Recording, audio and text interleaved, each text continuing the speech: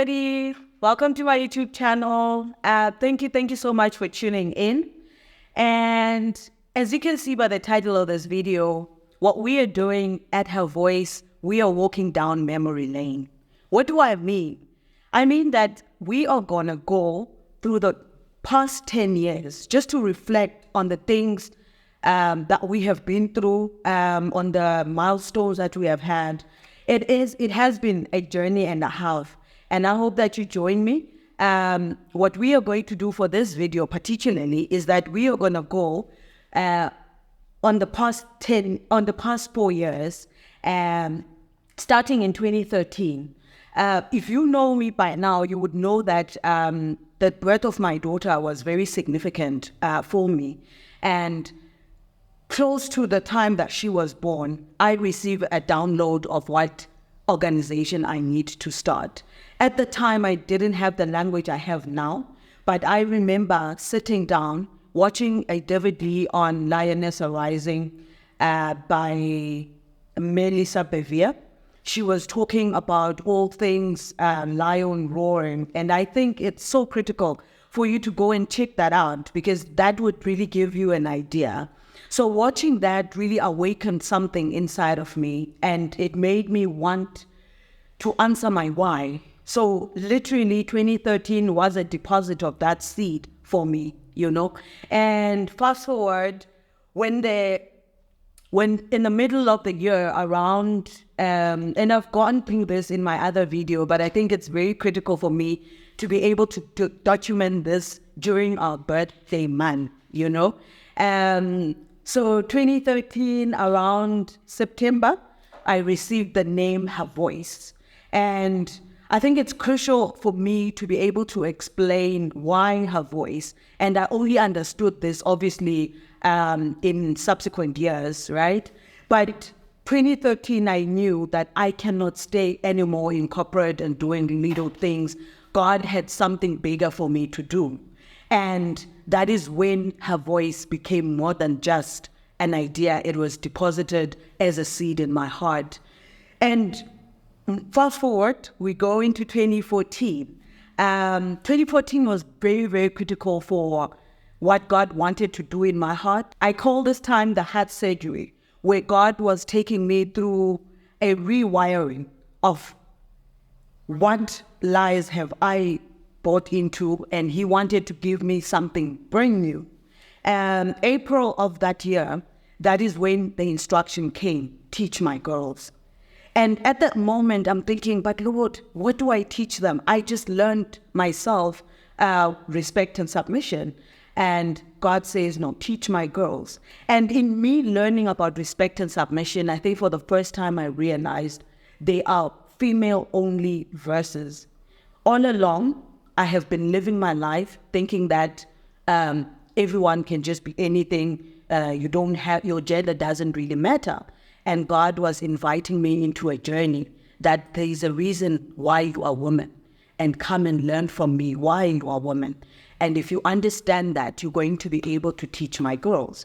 I'm able to articulate this because I'm looking back, but at the time, I only received Restore God's Order for Female Design. And I wrote it quickly down, and I did not understand what it means. I didn't understand the extent of it. But in writing that down, I was able to capture for myself and for the women that I'm called to the exact commission that God wanted for me. I realized that it's too late for us to be talking to the people who are already married. We need to talk to the brides before they get into the marriage, because respect and submission, especially in the world that we are living in, is countercultural. People don't understand what that means. They are against it. Up until this time, I coined myself a feminist, and God was like, do you even understand what that means? Do you even know what that means? And me having to unlearn all the things that I have learned up until this moment, I realized we need to get them young, right? That's when I started the second division, which was trendy planners. I had a business where it was a wedding planning business, and together with that wedding plan, I had a program where I would take these young girls or these young women to what it meant to be respectful to your husband, right? And fast forward between let's say around around July, God was now downloading for me other divisions, right? And other divisions was 20 something, teach my girls, and then the teens, right? But all of this was not clear for me as divisions. I'm only saying it now that it was divisions. It wasn't there, right? And so in September of that year, when I was actually launching, and I think I want to pause here and say, it's critical to actually have people who walk alongside you. And I had a friend of mine at the time who truly believed in what God had given me and assisted me to set up the first blog that we had. It was called Respectful Wives. Tulu went over and above the call of duty, making sure that the 1st of September, we went live, and we did. And parallel to us going live in the 1st of September, then the Lord was downloading and I'm going to link this here because I want you guys to see what I mean when I talk about these moments that I had with God. So he had me pen down everything, what the organization stands for, what her voice is, and why her voice, and the colors of her voice, and the fact that we are using the butterfly as the synonym of what the woman's life is. And in him downloading all of that, I only had a glimpse of what her voice would be. And yes, now it's 10 years in, but at that time, I didn't know what I now know. Fast forward, there were challenges to the vision that I had because I submitted it to powers that be. And they were not really welcoming of it. And what that helped me with was it became God's redirection for me. And October of that year, my husband says, why don't you write a book? Because clearly there is a message here and God wants you to deliver something. And the king's daughter, for me, firstly, let me tell you the story about the book. Because this is the book now. But at the time, firstly, I fought God with the title. I just felt the title is too long. I mean, who writes a title that long? And I think it's also because I did not fully understand what God had in mind. But I obeyed. I think one thing that made me move forward with every step of the way is entirely it's obedience. It's obedience to something that you don't understand. It's obedience to something that doesn't make sense, but you trust God that he is busy making something. So this book, Tulu, the same friend who was able to assist me with the blog, September of that year, she was then the one responsible for producing and editing the book up until publication, right? The book was then launched 2015 April. And I think you're going to see here, and this is what I think looking back does for you, you are able to check the patterns.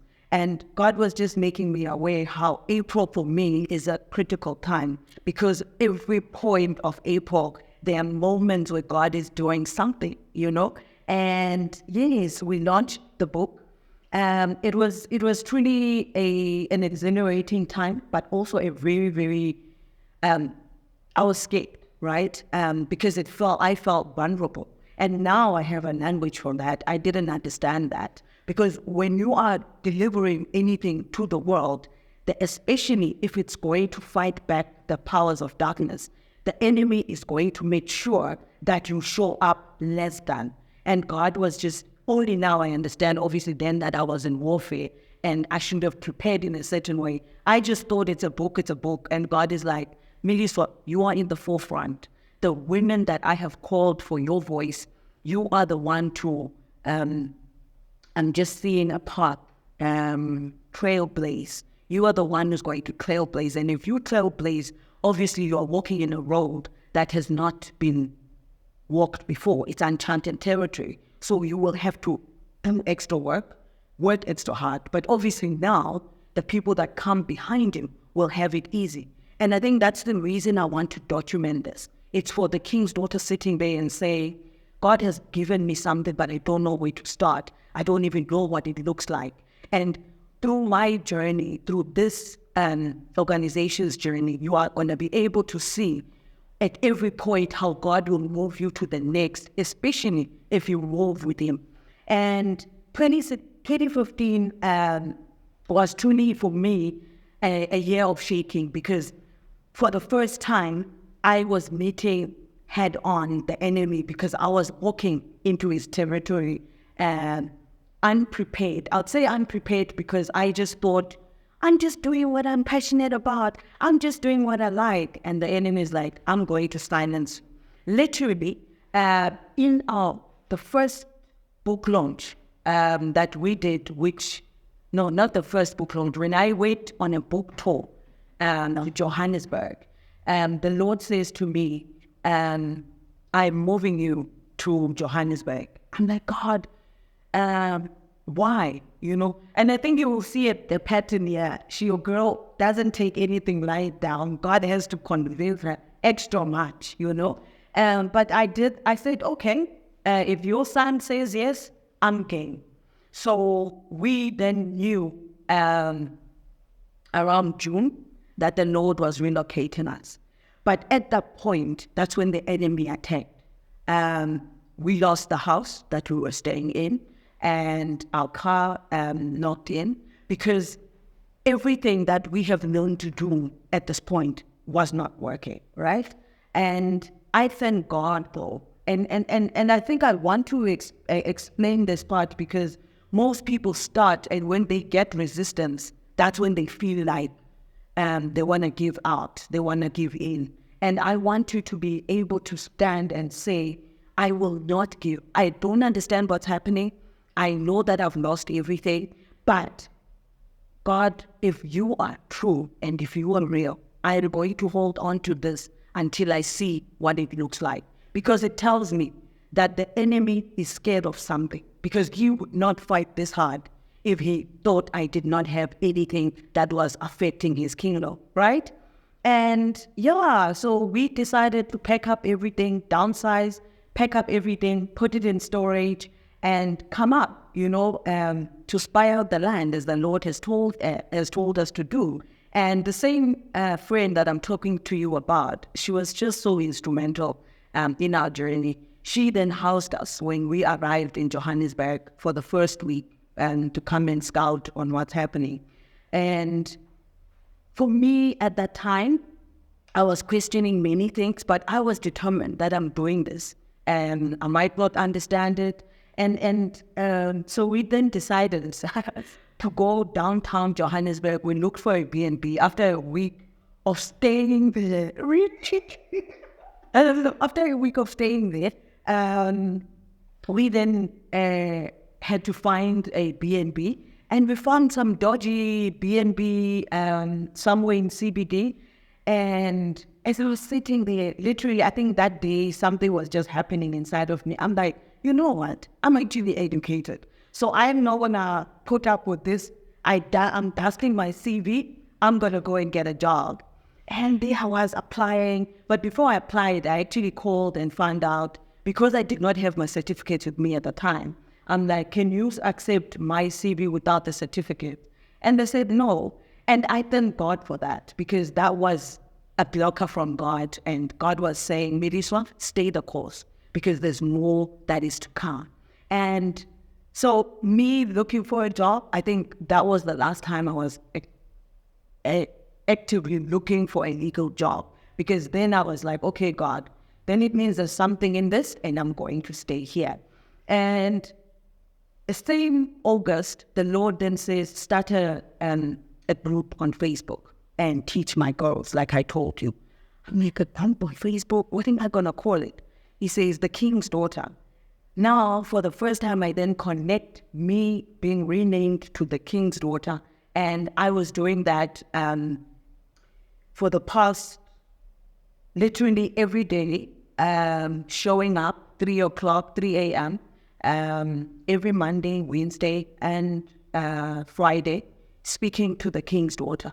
I did not know that when he was actually doing that, he was training me to be obedient. He was training me to be committed to a vision that I didn't see beyond what I was given at the time.